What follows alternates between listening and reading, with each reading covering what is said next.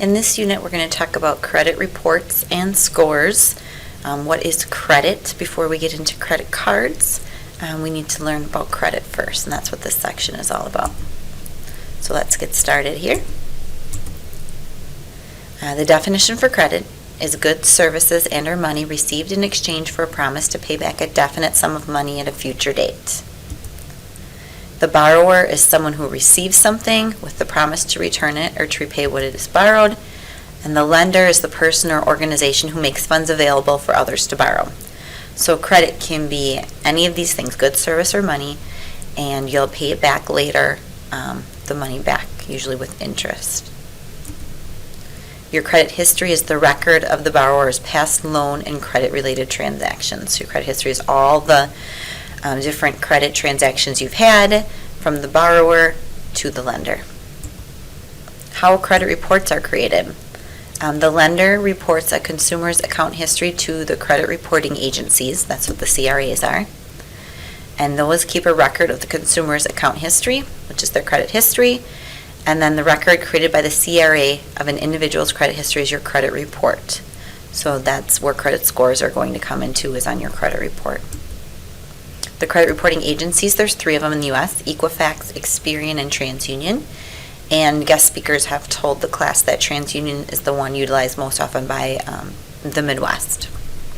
A person's credit report may vary across the 3 credit reporting agencies. It probably won't be too different, but it can be slightly different. And if credit has never been used or reported, an individual will have no credit report. You won't have one until you actually start using credit. And in some cases, that's not a good thing in most cases, because lenders don't know if you will be a good risk or not a good risk. Will you be paying your accounts back on time or not? If you have no history, they have no way of knowing. So meet Isabella, your new client. You're going to read about Isabella. You're going to underline any areas of financial concern and help Isabella understand her credit report, identify what she did to get into the situation, and decide what she can do to improve her credit report. So please take some time now, after introducing Isabella, to go into Moodle, into our class under credit, Isabella Langley's story and credit report underneath the note-taking guide. And please read this. So pause the video and read about Isabella, and remember to underline areas of concern for Isabella. So you'll read this and then unpause and come back to us. So after reading Isabella's story and credit report, you should have taken away a few important things. Biggest being that she's in debt, that she's taken out money for student loans, she switched majors a few times, she's had to use her credit card to pay for lots of things, she's been late in paying some of her debts, she's never looked at her credit report before. She talked with her friends about it. They gave her some kind of conflicting advice, and she wasn't sure if they're right or not right. And so she's not sure where she should head to next. So if we go back into our presentation, we're going to help her understand her credit report, identify what she did to get into this situation, and decide what she can do to improve her credit report. So that's her scenario right here.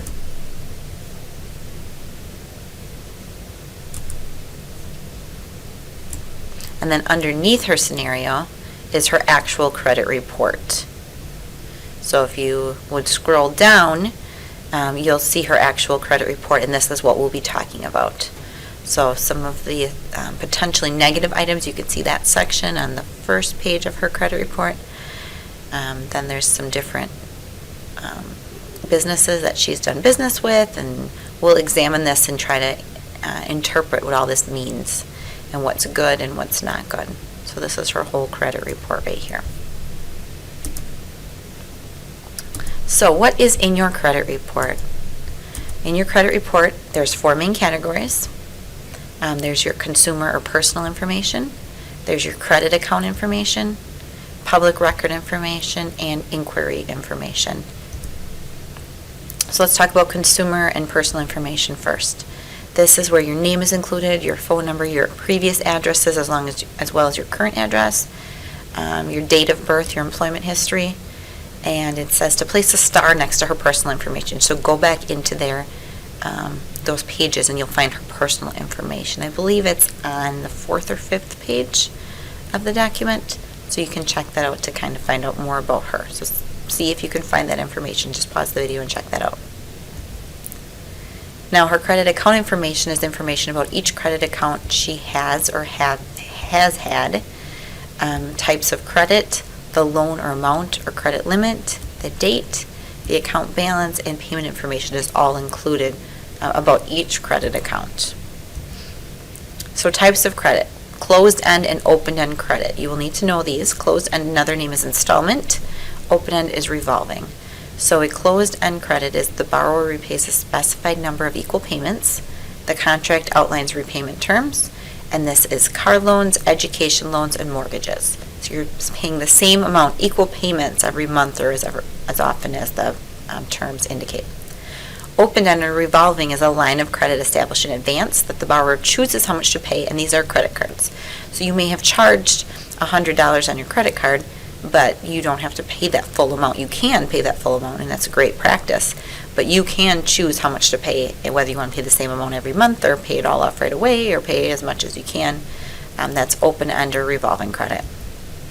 So if you look at Sam's Electronic World account and Isabel's credit, what describes it? If you look at Sam's Electronic World, you'll see right here it says revolving. So revolving means that it is open-end credit and not closed-end. The loan amount or credit limit, and closed-end is the total amount of the loan, and open-end is your credit limit. So that's the total amount that you can borrow, the maximum amount. So if you look on Sam's Electronic World account again, here's a snippet of this. Remember, this is in your credit report. You go in and look, and right here, the credit limit is $500. The date the account was opened. What section of Sam's Electronic World account describes when it's open? Again, you can look right here, date opened. And then the amount the borrower still has to pay back to the lender. Again, Sam's Electronic World. Again, this is in her credit report that you're looking at. And right here is her recent balance. That's the amount she still owes. So when we're looking at all of this information, how to decipher what it all means. Her payment information is listed right here. It is open and past due 60 days. So that means it was due 60 days ago and she still has not yet paid that. And here's some more about the account history as well. Her last payment was nothing. Okay, public records then is information from federal, state, and county public court records.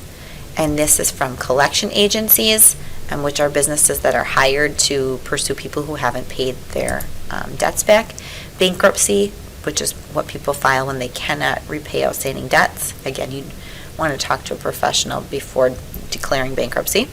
Tax liens, when you don't pay your taxes, and foreclosure is when you fail to keep up with your mortgage payments, and then the lender, usually the bank, takes possession of your property. So does Isabella have any public records?